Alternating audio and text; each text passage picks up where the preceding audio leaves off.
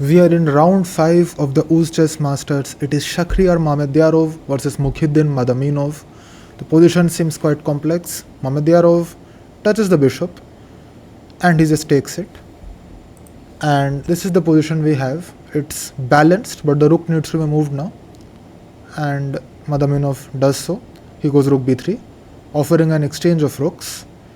He actually takes his time. Maybe he was thinking of moving the rook to a3 perhaps, but he decides finally on b3. And now Mamedyarov also thinks a little bit. He can actually exchange the rooks, but he decides to keep it. Exchanging the rooks perhaps would have led to just a drawn endgame, but he doesn't do that. So rook a7 and queen c2. And we have a position where the number of pawns are not equal. There's a one pawn ahead for Mamedyarov, but it still seems that the position is equal because of this blockade for the d pawn, for the e pawn. Mamedyarov thinks a little and he plays king h2, a quite improving move for his king, just trying to keep the position same. Rook c8, maybe trying to create some counterplay, get in on this action. Rook e1 is the move played by Mamedyarov here, and maybe he wants to go rook a8 and exchange the rooks this way.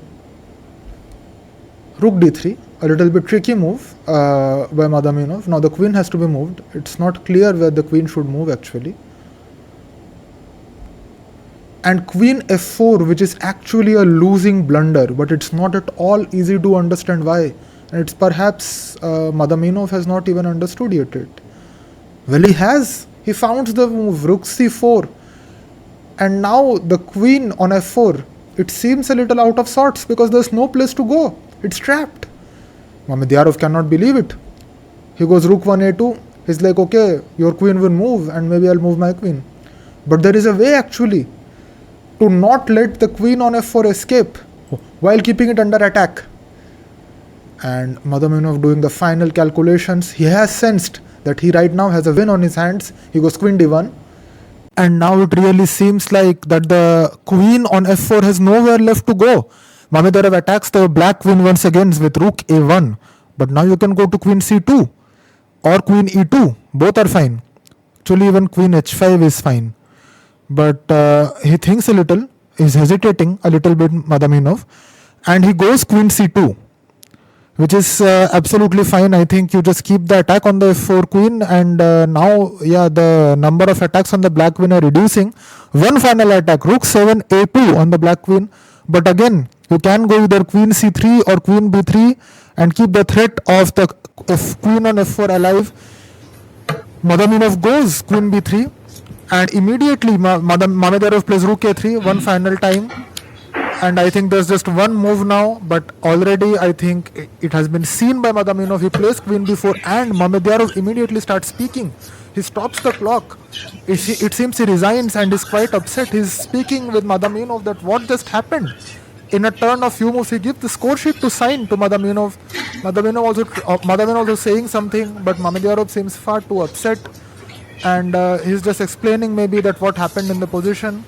And he just leaves. No shake of hands, no handshake after the game. Mamedyarov just leaves. Madaminov is now calmly collecting the pieces. He's setting up the board for both him and his opponent. He places the king on the dark squares, which indicates that black has won the game. And he just makes a hand gesture. He's like, what just happened? What just happened right there?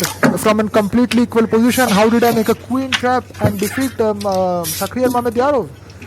And he just keeps the kings. He sets up the pawns. And he's getting ready to leave. He's right now on 3 points. And here's Vidit Gujrati actually during his game against Hans Niemann. He looks over at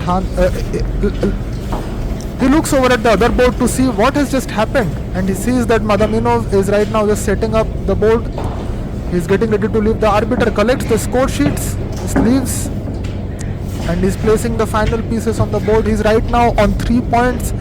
All 5 decisive games by Madaminov so far. What an exciting brand of chess he is playing here in UzChess Masters. So he has the first 2 games he won, and the second 2 he lost, and after that this is the third win.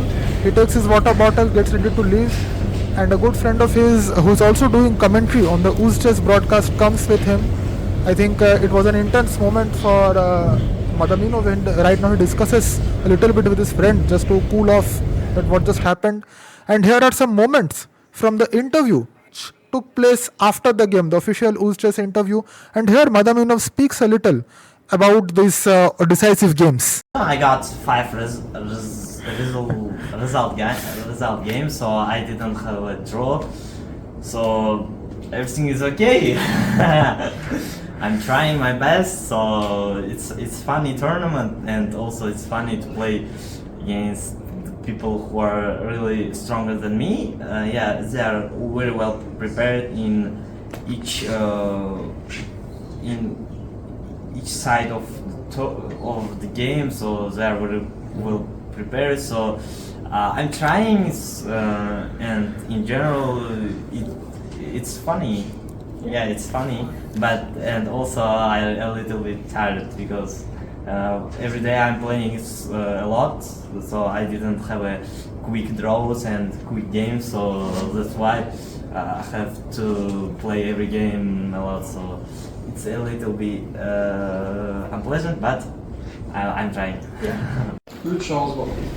Yana bir bor barchalarga assalomu alaykum. Demak, efirimizda Macho, Mukhiddin, Madaminov ikkita g'alaba va ikkita mag'lubiyatdan keyin yana g'alaba bilan menga duranglar qiziq emas deydigan